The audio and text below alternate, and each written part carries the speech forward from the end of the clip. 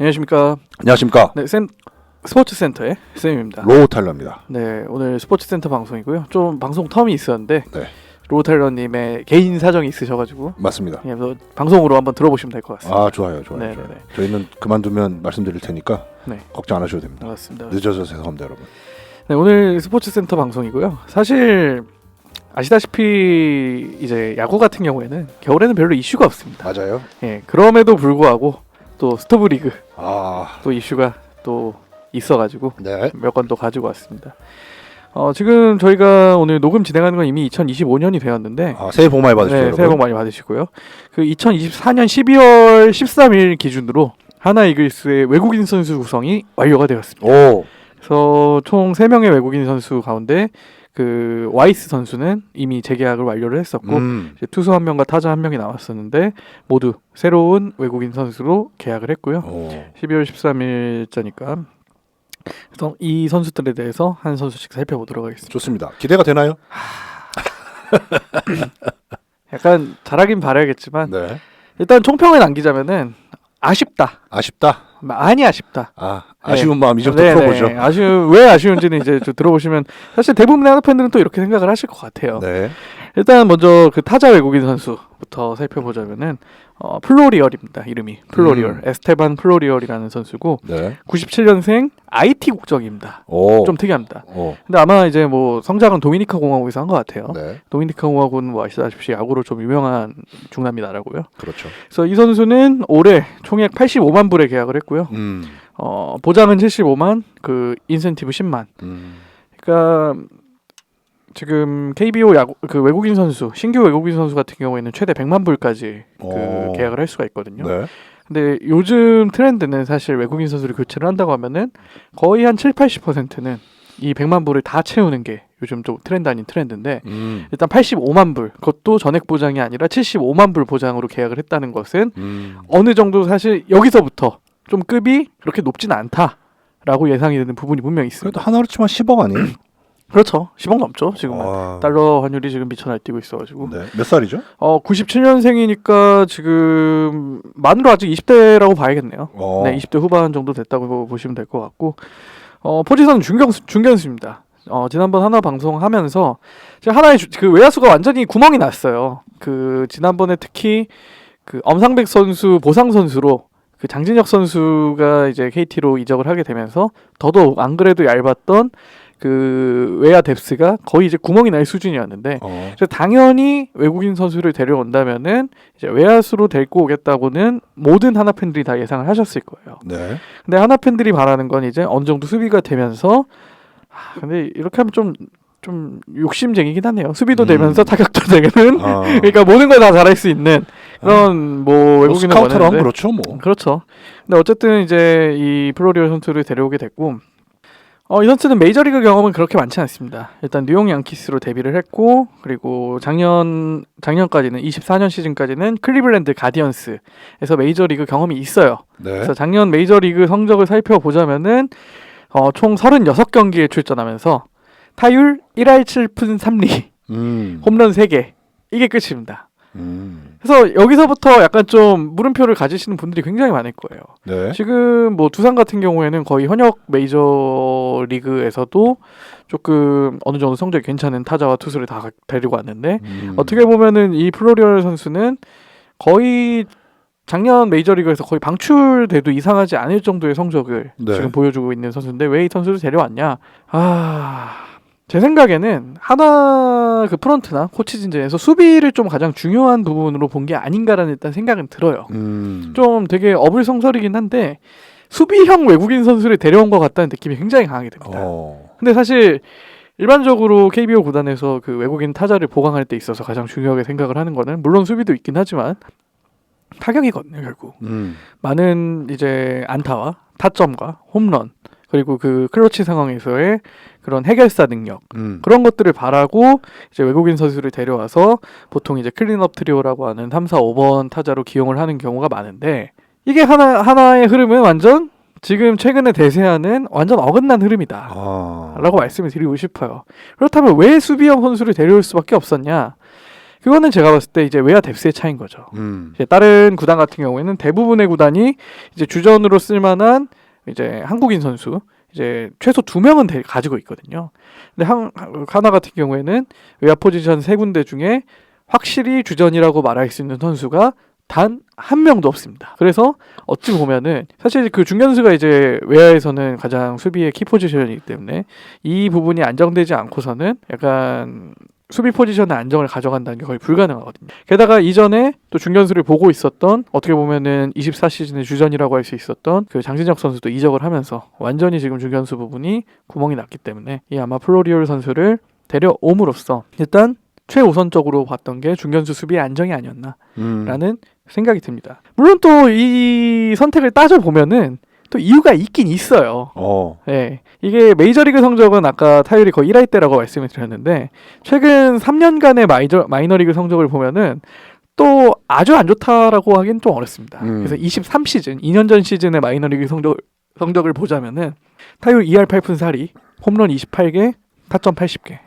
이 정도면은 사실 좋은 성적이라고 할 수 있거든요. 네. 근데 사실 KBO 리그가 평가되기를 메이저리그 수준보다는 분명히 떨어지고 이 마이너리그 트리플 A 수준이라고 더블 A와 트리플 A를 약간 왔다 갔다 한다라고 이제 일반적인 평가를 받는데 어찌 보면은 이 플로리얼이라는 선수는 메이저리그에서는 성공을 하지 못했지만 그 한 단계 아래인 트리플 A 마이너리그에서는 어느 정도 타격적인 부분에서도 경쟁력이 있는 선수다라고 해서 데려온 게 아닌가라고 제가 실드 아닌 실드를 쳐봅니다. 그래서 이 마이너리그 성적만큼 타격을 만약에 해줄 수 있다면은 괜찮겠지만 저는 개인적으로는 조금 분명히 의문점이 있다. 애매하다. 아니 뭐 잠깐이지만 찾아봤거든요. 네네.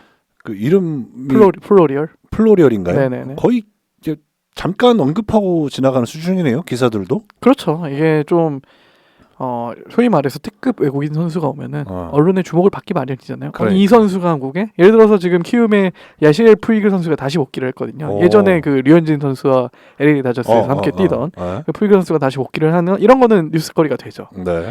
근데 플로리얼 저도 처음 들어봤습니다. 사실 누군지도 모르고. 네. 근데 거기다가 타격형 선수도 아닌 수비형 선수다. 근데 이거는 자꾸 이게 하나의 구단 편을 들게 되는데 사실 최근 2년간의 외국인 선수 다 외야로 뽑았지만 네. 수비가 거의 정말 재앙 수준이었습니다. 뭐 오그레디 선수는 일단 타격에서 워낙 논외로 하고 그 대체 선수로 들어왔던 윌리엄스 그리고 작년 외국인이었던 페라자 같은 경우에는 시즌 전반기에는 사격 면에서는 어마어마한 퍼포먼스를 보여줬지만 네. 수비는 정말 저게 프로의 수비가 맞나라는 생각이 들 정도로 정말 극단적으로 얘기했을 때 고등학교 선수를 저기 데려다놔도 더 나을 것 같다라는 생각이 들 정도로 그 정도의 수비 능력을 보여줬거든요. 그래서 아마 이런 선택을 한 게 아닌가 싶어요. 제 생각에는. 네, 그래서 일단 뭐 정해진 거니까 뚜껑을 열어봐야 알 것 같고 뭐 팬 입장에선 당연히 잘해주길 바라겠지만 조금 애매한 부분이 있다. 쉬워 보이진 않는다. 쉬워 보이지 않는다. 게다가 아까 마이너리그 성적 말씀드릴 때 삼진이 볼넷이 2배예요. 그러니까 삼진을 100개 당하는 동안에 볼넷을 50개밖에 못 골라낸 거죠.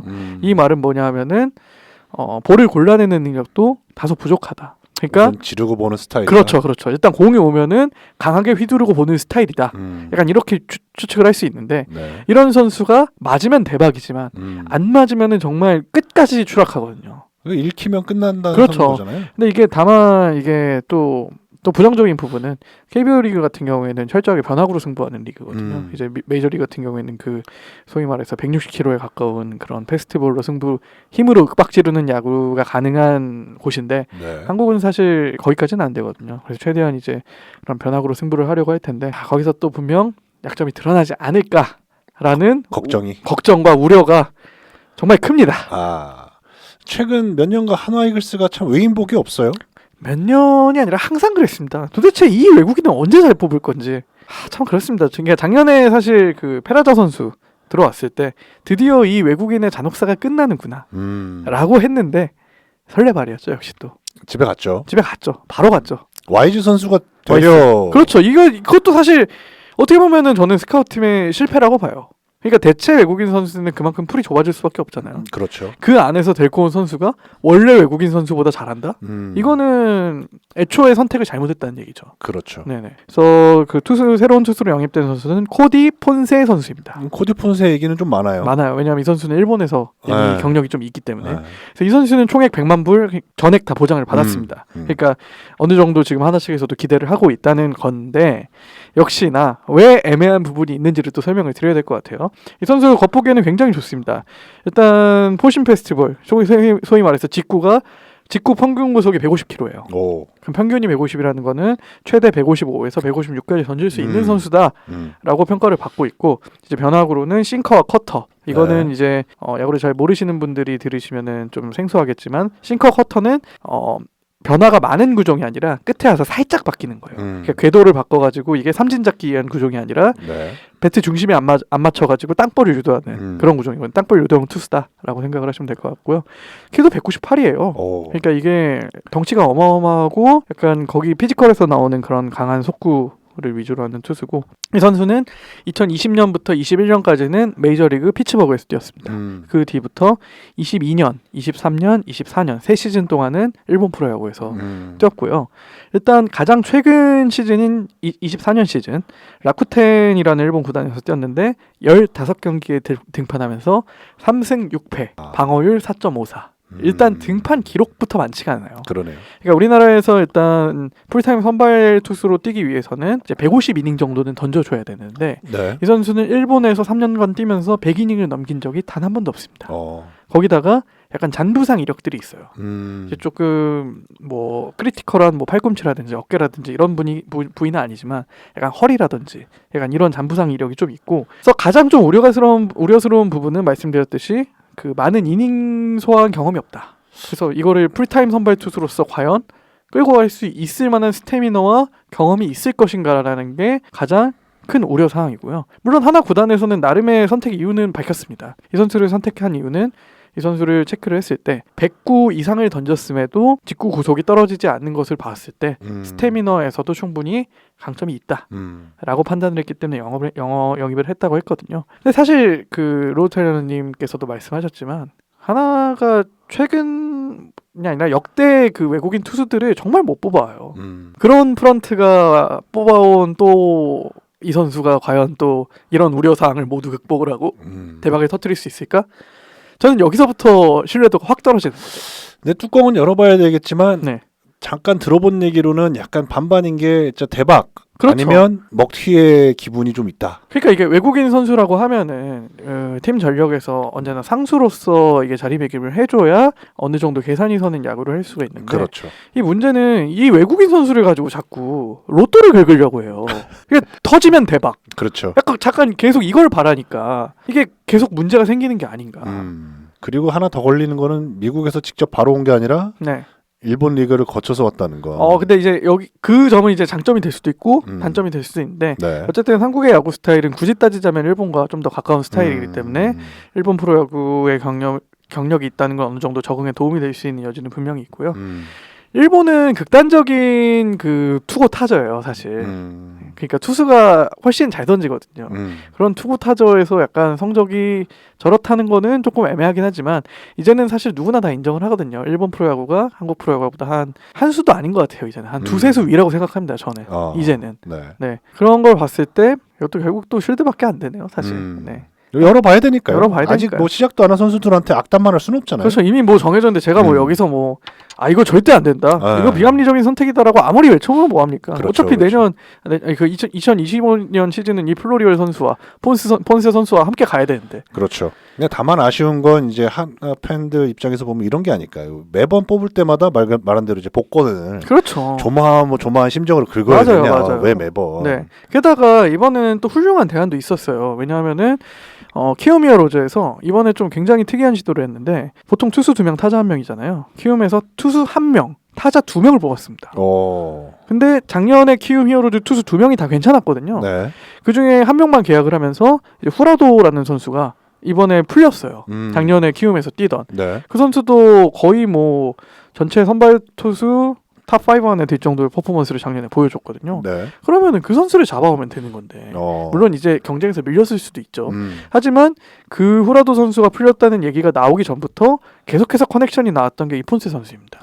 그러니까 이미 후라도가 풀리기 전부터 폰세는 준비 과정이 있었을 거고 제 개인적으로는 검증된 자원인 후라도를 데려오는 게 제가 말씀드렸던 상수라는 측면에서 훨씬 더 유리하지 않았을까. 결국 후라도는 삼성으로 갔거든요.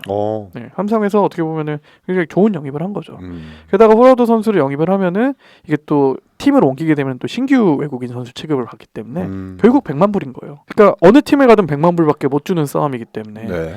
그럼 이제 물론 상대적으로 하위권인 하나 이글스는 또 선택권에서 밀릴 여지도 있긴 하지만 그럼에도 불구하고 최대한 잡으려는 노력 정도는 해봐야 되지 않았을까. 그렇죠. 후라도 죄송합니다. 삼성이 아니라 어딘가는 갔겠죠. 어쨌든 국내 리그에 잔류가 됐다. 잔류했습니다. 제가 지금 헷갈려서 KT로 간지 삼성으로 간지 지금 헷갈려서 뭐 어딘가로 갔다. 결국에는 어쨌든 다른 구단에 낚아채 갔다. 네네 KT네요. KT로 갔습니다. 죄송합니다. 제가 좀 사고가 있었습니다. 그럴 수 있죠. 그럴 수 있죠. 후라도가 사실 삼성하고 커넥션이 굉장히 있었거든요. 네, 어쨌든 그렇습니다. 그래서 오늘 방송 이쪽에서 마무리하려고 하는데 네. 어쨌든 25년 시즌 외국인 선수는 지금 확정이 되었고 투수는 작년부터 함께했던 라이언 와이스 선수 그리고 코디 폰세 선수 이렇게 두 명의 선발 투수를 가져가게 되었고 외국인 타자는 에스테반 플로리얼 중견수 선수를 가져가게 되었는데 역시나 굉장히 의문부호가 많다. 그래도 어쨌든 두 선수 한국에 오신 거 환영하고요. 하나 팬들이 원하시는 만큼 성적 내시기를 기원드립니다. 또 잘하면은 또 그럼요. 제가 또 지금 한 3, 4개월 뒤에 이보다 더 좋은 선택이 없다. 그럼요. 제발 이렇게 방송 한번 하기를 기원하는 바입니다. 정말. 좋죠. 그러면 서로 좋잖아요. 네. 좋습니다. 그렇게 되길 저도 기원합니다. 네. 방송 이쯤에서 마무리하도록 하고요. 좋습니다. 다음 시간도 또 다른 스토브 리그 소식 가지고 찾아오도록 하겠습니다. 좋습니다. 네, 매주 화요일마다 샘투 타일러 스포츠센터 방송 팟빵에서 오디오 콘텐츠로 들어보실 수 있으시고요. 유튜브 샘투 타일러 채널에서 영상 콘텐츠로 만나보실 수 있으시니까 좋아요, 댓글, 구독 부탁드리도록 하겠습니다. 감사합니다, 여러분. 감사합니다.